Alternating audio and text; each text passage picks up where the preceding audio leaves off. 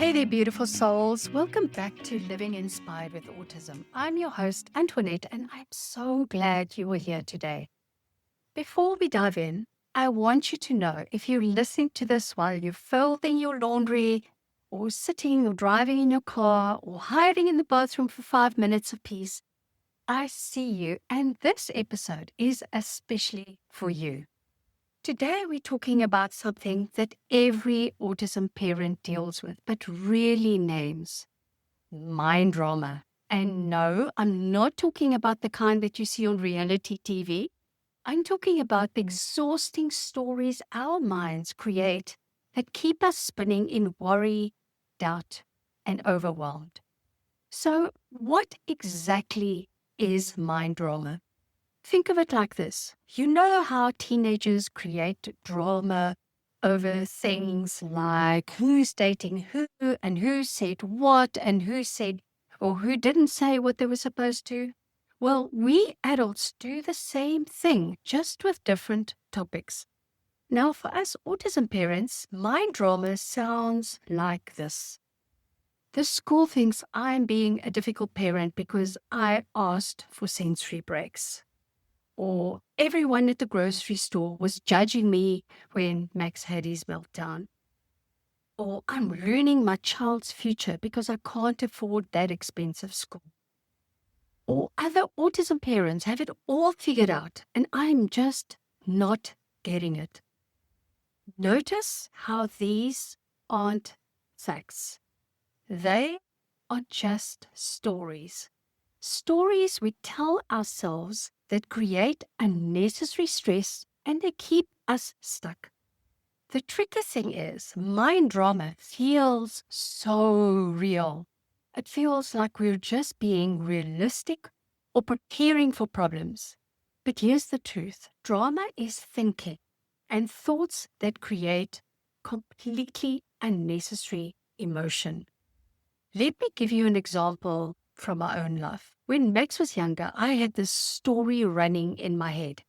If I don't get my shit together, I'm being a lazy parent and Max won't reach his potential. And that story had me up until 2 a.m. worrying, constantly second guessing myself and feeling guilty every time I took a break. But when I really looked at it, was that thought helping me be a better parent? Or was it just creating anxiety and exhaustion? Now that is mind drama. It's the difference between taking loving action and spinning in worry.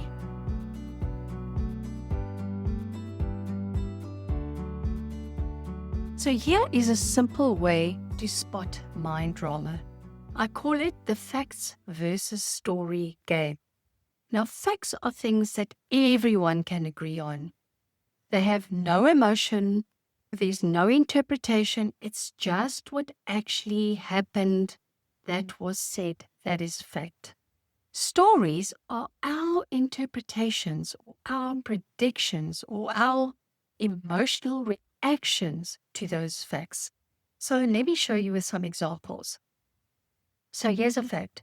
My child didn't say hi even when he knows how. Okay, fact. Story, one I'm saying in my head, everyone thinks there's something wrong with him and they're judging my parenting. Or perhaps the fact is my friend didn't return my text and the story I'm making about it is she's mad at me and she thinks I'm annoyed and our friendship is over. Another fact, the IEP meeting is next Tuesday. Story, they're going to deny everything I ask for and think I'm being unreasonable. Do you see the difference? Facts are clean and simple, and stories are messy and create a huge amount of stress.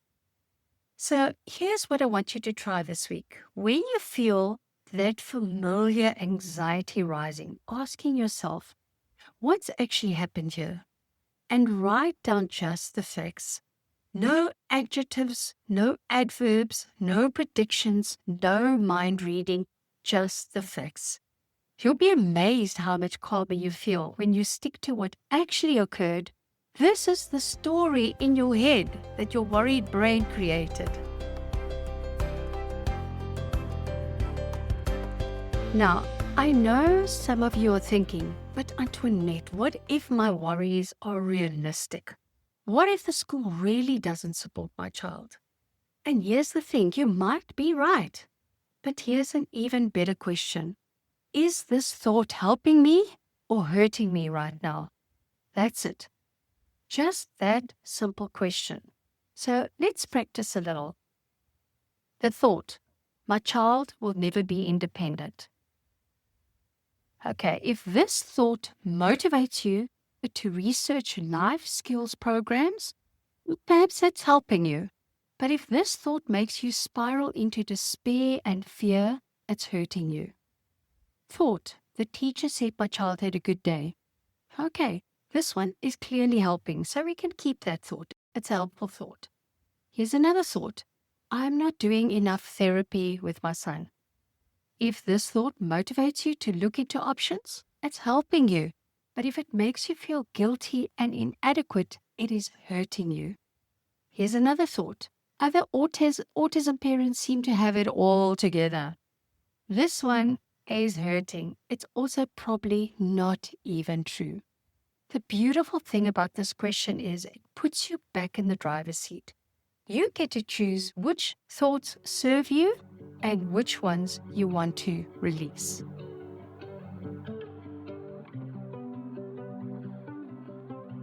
Now, let me talk about one area where mind drama really shows up for autism families: money.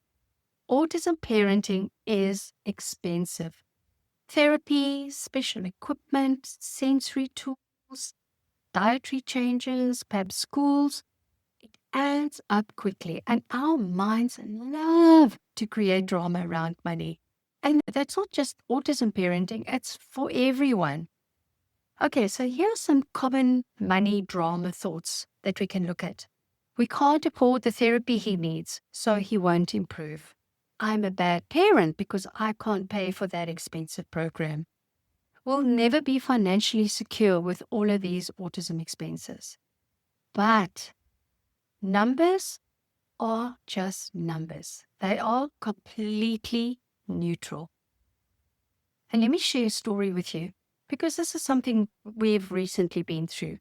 Now, this year we had planned to put Max in a private setting, and the cost was X amount of dollars. Now, my first reaction was pure drama. This is too expensive. We can't afford this. What kind of a parent can't provide what their child needs? But then I asked myself, is this drama helping me or hurting me? It was clearly hurting. So I looked at just the facts. Max needs specialized attention, and this is what it's going to cost. That's it. No drama, just math. And from that calm place, I could think more clearly. I could explore payment plans. I could research if insurance might cover part of it, or even consider fundraising options. These are all the things that my mind came up with. The drama was blocking my ability to find solutions before. And when you remove the drama from money decisions, you can think clearly about what's actually possible. You might discover options you couldn't see when you were spinning in worry. There's this quote that says, we don't create abundance. Abundance is always present. We create limitations. Now just think about that for a moment. What if our natural state is abundance? Abundance of love, of resources, of support, of possibilities for our children. What if the limitations we experience come from our own mind drama, not from reality? And I see this with my families all of the time. Parents who believe no one understands our situation, they stay isolated. Parents who believe nothing will help my child, they stop trying to look for new things, for new approaches. Parents who believe I have to do everything myself, and I was there, they never ask for help. But what if you believed there are people who understand and want to help? There are approaches that can help my child. I just haven't found them yet. And support is available when I'm ready to receive it. I'm not talking about magical thinking or ignoring real challenges. I'm talking about dropping the drama that keeps us stuck and opening up to what's actually possible. When I stopped believing Max will never have friends and started thinking Max will find his people in his own time and way, everything shifted. I stopped pushing so hard and I started noticing the connections he was making naturally.